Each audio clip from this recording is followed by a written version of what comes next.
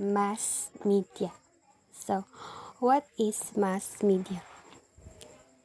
It is defined as collectively all the media technologies that are intended to reach a large audience through mass communication. So, all tools or channels used to send news, info, or messages to a huge number of people at the same time. For example, radio, TV, internet, social media platform, which is Facebook or TikTok, and also newspapers and magazines. So there are functions of mass media. First is warning. Warning is alert people about danger or urgent news. For example, radio announces a coming typhoon or earthquake warning so people can prepare. Like, katong NDRRMC nag-remind sila, ay ganun magbutang sila alert sa imong cellphone for you to know or aware sa naitabo. So, second is companionship.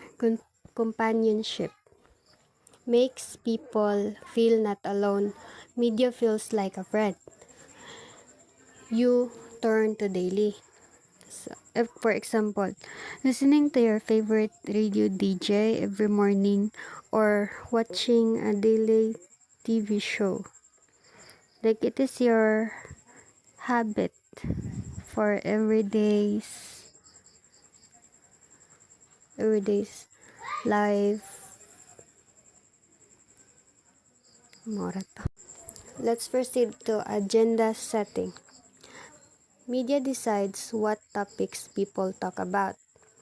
They focus on certain issues so public pays attention to them. For example, news reports daily about pollution. Now everyone is talking about climate change. If unsay lang istoryan is mopod ang awaton sa mga tao. Reality construction. This is the part 1. So, media shapes how we see the world. It tells us what is normal or important based on what they show. For example, if news only shows crime in one place, people will think that whole place is dangerous even if it's not true. So, ina na ang mindset sa mga tao karon. Kung kana nga lugar is dangerous, so apil pod na lang sa laid lugar. The fifth one is surveillance. Watching and reporting what is happening in the community, government, and world. For example, news report on government spending, elections, or public health updates. So makita nila tanan dito unsa ang ipangbuhat sa government, also sa kanang community, sa kalbutan.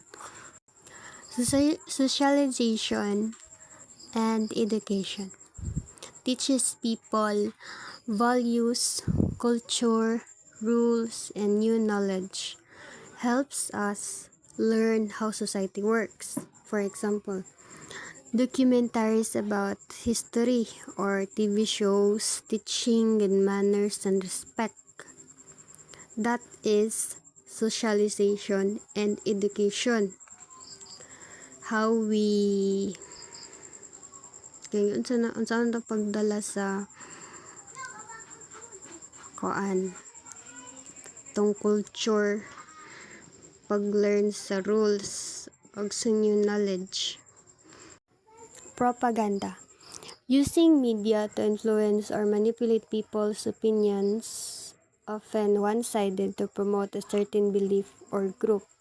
For example, a political ad that only shows good things about a candidate and hides their mistake. Like, sa news report, unsa ang gipakita dira nga tao is more sad ang ilang ibutang sa report through sa ilang influence sa social media.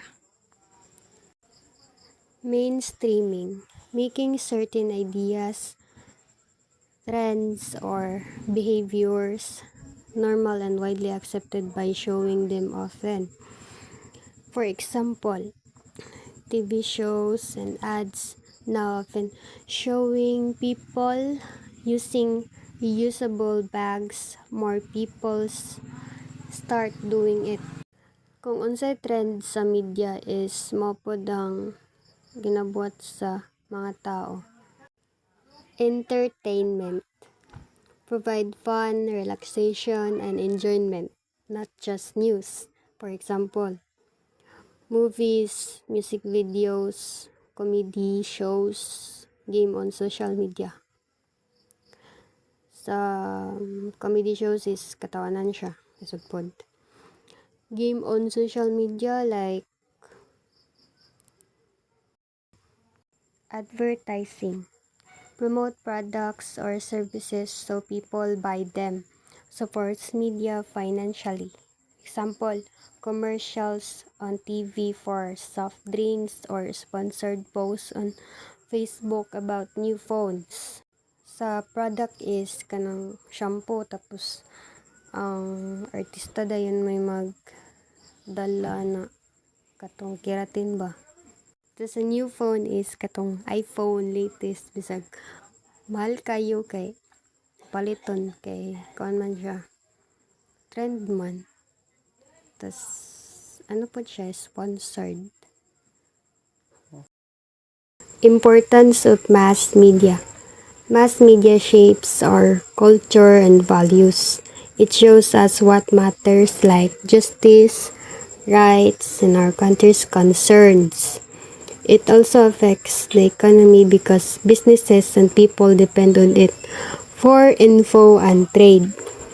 For example, when media reports about the West Philippine Sea or government officials' issues, it makes people care about our country's territory and honesty in leadership. This affects not just our thinking but also business and the economy. So sa issue sa West Philippine Sea is about our country's territory. So government officials pod is honesty in leadership. Since gubot kay ang Philippines karon, so it affects not just our thinking but also business and the economy. Okay, based rama sa pagdala sa tong leader. That's all.